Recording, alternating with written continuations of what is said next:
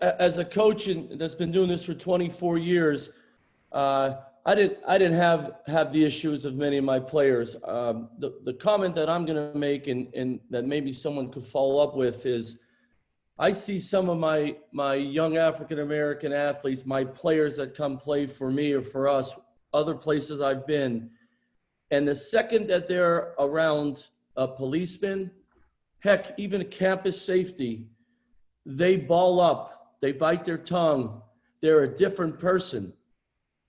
And that's not right.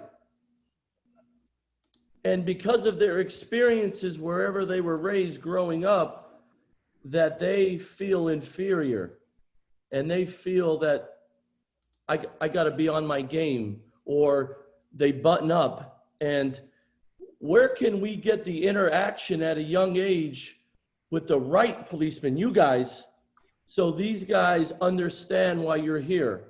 And, you know, I don't mean to get this hot or anything, but the frustration that I have is, you know, when Chief Venuti comes in our gym and our guys know him, they know that's the right officer. That's the right top. I could be me. And me is good enough. These guys are great young men.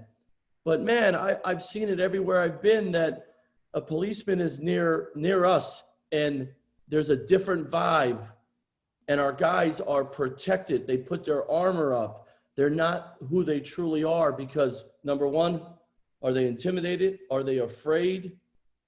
Are they going to be singled out? And that sucks. And it's easy for me to say because it doesn't happen to me.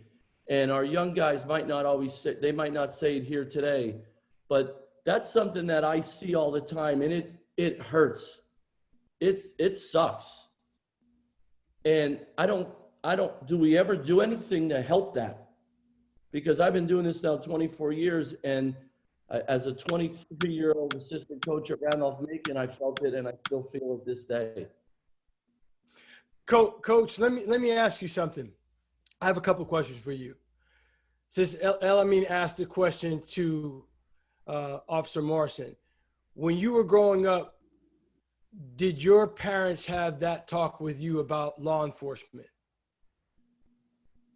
Yeah, take your ticket and get home, but nothing like Corey Douglas. I grew up in a small town in Pennsylvania. We knew the policeman. If it was a state policeman, you got pulled over, you shut your mouth, take your ticket, and get home. That was it. Some of the conversations that I've had with former players and some of the players you see on here, much different experiences with policemen than me, to a point where I was shocked, hurt, and how can this happen? How could this be? And I agree with Mike. Some of it is education, but also it's interaction, positive interaction at a young age. And then also, just like a team, get rid of the bad dudes. You can't interact in a school with young people. You shouldn't be in charge of them. Or it's the same thing. You can't be a high-level communicator with young people. You shouldn't police. But I see a different guy when a policeman's around, when I'm around my guys, and that's heartbreaking. Coach, have you noticed that your players act differently around Black cops as opposed to white cops or Latino cops, or is it strictly a cop thing?